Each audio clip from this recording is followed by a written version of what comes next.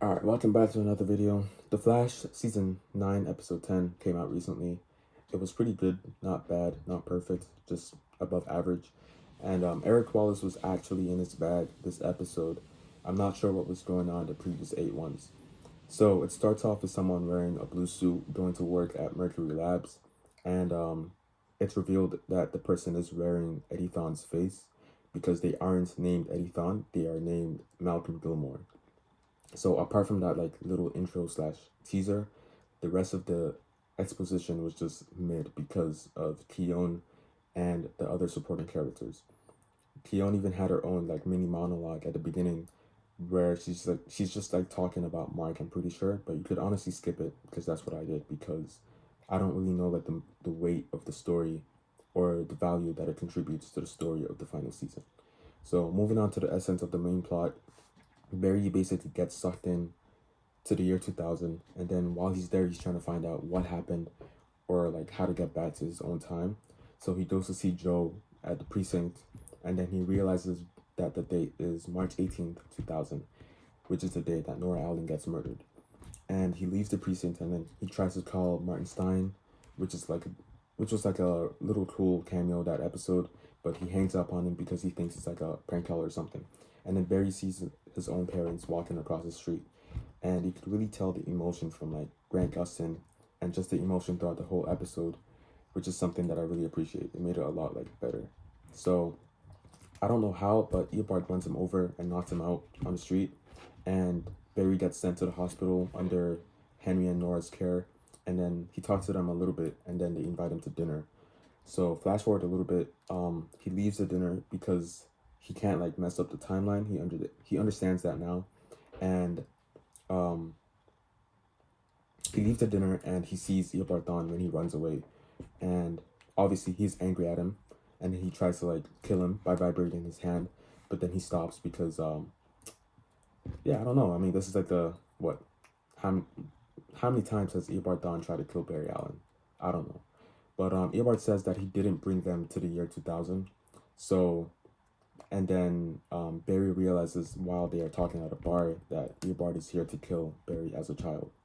So now some questions that I had while watching was that who or what version of Eobard Thawne is this? Because Eobard never appeared in the year 2000 when he was there to kill Nora Allen. He appeared out of a portal from the year 2024 at nighttime. So it's not clearly explained how, but yeah, let's just move on. So Barry later goes to talk to his parents at the hospital, and he says what he wished he could have said one more time, and he gets like the closure for his parents' death, which is really wholesome to see. So fast forward a little bit, he's at the hospital, and Joe is taken over by this blue crystal that appeared earlier in the episode on the floor, and um, basically he hears a voice and he follows a voice, and then he sees Joe, and like he somehow assumes that this is Joe from 2023 because it doesn't really make sense because how does Joe randomly appear in the year 2000? It's kind of unexplained. So he trusts Joe, he sees Joe, but it's either Cobalt Blue or the negative Speed Force avatar through the blue crystal possessing Joe. So we get like this mini fight scene between a possessed Joe and Barry Allen, which is pretty cool. It felt like a video game, but I do wish we could have seen more punches and like punches being thrown rather than just like lightning spamming and just running away, repeat. So yeah, basically Barry defeats him with like positivity, don't ask, and he runs away, and then he lines up against Reverse Flash at the middle of the street, and basically, I'm just gonna point this out really quickly. I don't know what went wrong with the CGI for Eobard Thawne, but when he was running, like I know you guys may know what I'm talking about. When he was running in the middle of the street, that was just way off. I don't know what happened. But yeah, so when they line up against each other, it was almost like the Naruto route with like talk no jutsu. But like I'm glad that they didn't do that because I would hate if they went that route. I also do hate that like Barry was trying to like apologize for something that hadn't even happened yet. And if anything, he didn't even do anything wrong. He was following on a lead that made him go to the future and save people. He was trying to apologize for making Eobard Thawne's life a life full of hatred and insanity, which doesn't make sense to me. So yeah, now for the part that people really enjoyed most about the episode, the fight in the house. Um, to be very honest, I may be called a hater, but like it genuinely didn't make sense to me, and I think it was just simply fan service, because I don't think it made sense, to be very honest. OG Barry is a thing, and he got his powers in the year 2020. So Season 9 Barry and OG Barry are not the same thing. They can't be the same thing, because OG Barry, as a result of traveling back in time, created Season 9 Barry through timeline changes. But it's not even explained which version of Thon this is. So most have assumed that it's the one from Season 2 that like he sent back.